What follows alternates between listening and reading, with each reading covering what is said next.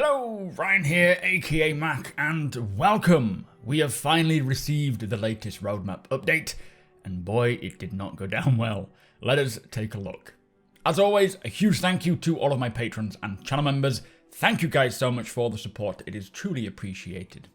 So the biggest news of this week's roadmap is CIG are removing the release viewer for any patches beyond the patch that is set to release in the next quarter, starting after Alpha 3.18. Now this means that 3.19 will not appear on the release view until 3.18 has released, and 3.19 is the next in line patch, or whatever that number is. Now the reasoning that CIG give is saying that it's due to how some backers are not understanding that the release viewer is just a section to show what CIG is intending to and expecting to release for each quarter, and it is by no means a promise of what is coming, which resulted in a lot of complaining when features moved around. Now personally, I don't think it was a good idea to openly blame those backers for the removal, even if that is the reason, as it does come across a little unprofessional and childish. However, I do believe that it is the right thing to remove the release viewer's long-term patches. I enjoyed having both the release viewer and progress tracker, as it gave me an idea of what CIG are aiming to release each quarter, but due to the constant moving of features, it did wind up causing more harm than good, causing more people to just feel disappointed and angry. I also think it would have been better to communicate this maybe through a dedicated video or dedicated post before the roadmap update, rather than pushing it back 1 week and then making it the general roadmap update holding on to this information, as it does leave people waiting basically for bad news, rather than softening the blow and directly talking about the problem at hand. But it is what it is. For me, the real information is in the progress tracker anyway, which is why I do cover these changes as much as possible in my videos, so that backers who might not have time or the want to sift through all the many features on there and how complicated and confusing it can be, to get an idea of what is going on when. Now they do mention that the release viewer with its one release column will still use the tentative and committed functionality, as it is too hard to predict even with 1 quarter release window, which I do get, I understand that, and that is perfectly fine with me. I'm hoping that over time, the lack of these long duration release windows will have a better effect on the community, as they won't see features included in a patch that are just going to be constantly moved back or get removed. When I looked at releases throughout the year, they just ended up becoming more of a fallout patch for what gets pushed in the previous patch, which naturally means that will have a knock-on effect, and what we saw long-term or towards the end of the year was definitely not going to make it. It could be a better idea to bring the release viewers long-term patches once all the core tech is in, as this will give CIG a better prediction of what is going to be possible. But even that is probably not a good idea, so I am glad that they did remove the long-term release windows, as it was just harming the project, and I do feel that over time a better morale will come round for the community, as they're not seeing everything just constantly slipping. But that is just my personal opinion on it. Obviously you are each entitled to your own, but with that said, let us take a look at the changes to the release viewer. And firstly, they have removed a few features from 3.17 and quite a few from 3.18 while they evaluate their PU implementation, as the core gameplay pillar is now exclusively focused on Squadron 42, and they need to finalize the process of migrating these features into the PU. So the features removed from 3.17 and 3.18 include the player interaction experience, FPS radar and scanning, hacking tech, EVA tier 2, and the 0G push and pull. Now these next two features, persistent hangars and the hangar manager app, are dependable on persistent streaming core tech, and they say although great progress is being made on this tech, the required completion of it puts the features at risk, so they are temporarily removed. Now that is a shame to see, because I was really looking forwards to persistent hangars, but if all goes well on the persistent streaming front, then we should see them return sometime, hopefully this year, but it is unknown at this time. Now the Hull C, NPC taxi missions tier 0, and Pirate Swarm, Vanduul Swarm improvements all require additional polish, so they are also being temporarily removed until they can confirm when they will be ready. Getting added to Alpha 3.17 is the coffee shop vendor, which will be found at Area 18 with the AI able to serve hot drinks and soft drinks. So quite a big blow for the roadmap, as a lot of cool features, like for me specifically the Hull C, the NPC taxi missions to some degree, and the persistent hangars were the features that I was very much looking forwards to.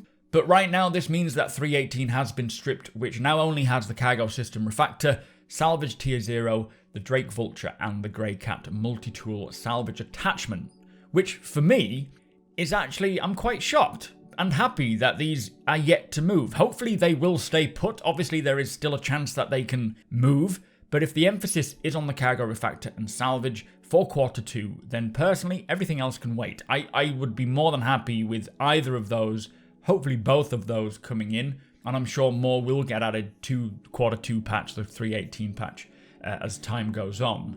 But for 3.17, we still have the DNA head updates, Lorville's Hospital, mining gadgets, ship-to-ship refueling, selling, the Scorpius and the Misk Hull A, which again, I am very happy that refueling and selling remained.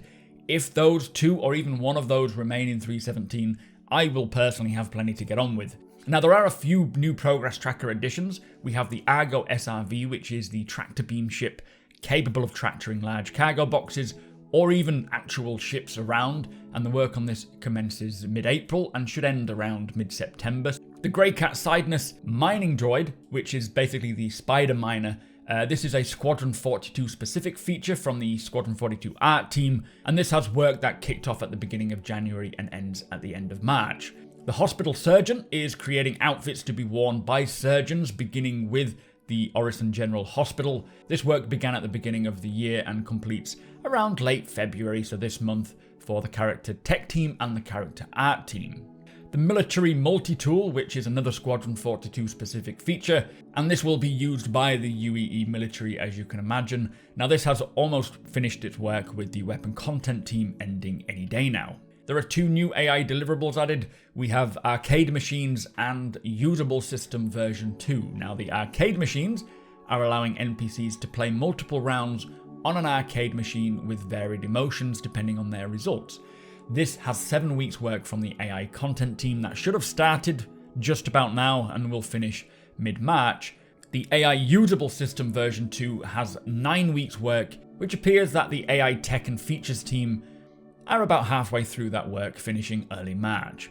And this is improving the existing usable system to optimize the memory usage and improve the performance when querying usable data at runtime. Next we have Modular Shaders, which is updating the existing shader system and its workflows to allow for implementation of support for basic modularity. This has worked from the graphics team kicking off mid-February, lasting 10 weeks until late April. Server streaming is next, and this changes the implementation of server object container streaming to be driven from the network code replication layer backed by the entity graph for persistent storage. This only has 7 weeks work from the network team that kicked off mid-Feb and ends around the end of March. There is also dedicated game server crash recovery, which says that when the dedicated game server crashes, this system will spin up a replacement DGS and restore its state from the replication layer, which is a big step forward, spinning up a new server and transferring everything over when one of them degrades. It has 4 weeks work, also from the network team, which began early April and will finish around early May. Next up, we have long-term persistence from the persistence team, and this is changes to long-term persistence that supports the new inventory and shard database. The functionality will remain the same, but the system will read and write the data from the new entity graph database. Sounds like quite a nice milestone here. This has 5 weeks work starting at the end of Feb until late March. The next deliverable we have is the wheeled vehicle physics improvements, which is improving physics for ground vehicles by taking static environment and collisions into account during network prediction and synchronization. Hopefully this will make driving the wheeled vehicles feel a lot more realistic and accurate. Strangely though, the work on this from the physics team began and ended last year, so not sure what that means. There is no scheduled work this year that I can see on the progress tracker just yet. Whether it's to be rescheduled or implemented, I guess we will find out. Now, Reputation version 2 is next on the list to be included on the progress tracker. This is upgrading the reputation system that allows Rep to drive AI hostility, so hooking the AI into the system to react to the player accordingly. that will be pretty fun to witness. This has 8 weeks work that kicked off last year and should finish sometime mid-February. Finally, the last new addition is Look IK Architecture Refactor, which is updating the existing system to remap eye trajectory to use eye expressions that are defined in rig logic. Now this has 9 weeks work from the tech animation team that kicked off this month and will conclude at the end of March.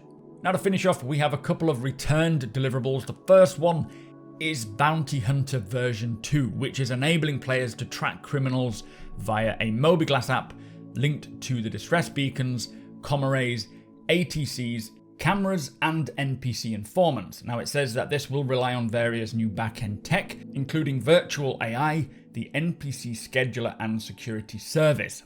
Now this has 32 weeks work from the USPU team that ends around mid to late August. Really happy to see this return. I have been holding off doing bounty hunting because I want more of this than what we have now. So a big job, but hopefully we will see bounty hunting evolve this year, and if Pyro does make it in, it'll be even more of a challenge. Finally, the last deliverable to return is Persistent Hubs, which is quite unusual, firstly because Persistent Hangars is held up by certain tech, but also because the work on Persistent Hubs is showing up for last year as well, so not sure what is required here or whether it'll just appear on the release view when it's expected to release, but as strange as this is, I am very happy that it has returned, and hopefully we won't be waiting too long for it. So there you have it, a pretty painful roadmap update on the surface, but me personally, I am just happy that many of the features I'm looking forward to for 3.17 are still there. Also, salvage and the cargo refactor remaining is leaving me somewhat optimistic, maybe blindly optimistic, as all these features could of course slip, but as I say, I do think it was the right thing to do to remove the release viewer for the long term, as it was doing more harm than good.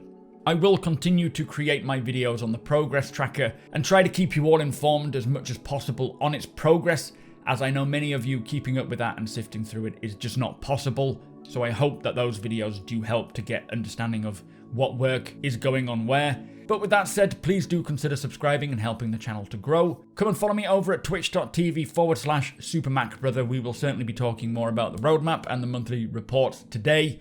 Hit the thumbs up if you don't mind, it does the channel a big favour, and tick that notification bell if you would like to be notified when my videos go live. Again, huge thank you to my patrons and channel members, thank you so much for your support, thank you for watching, and I'll see you in the next one.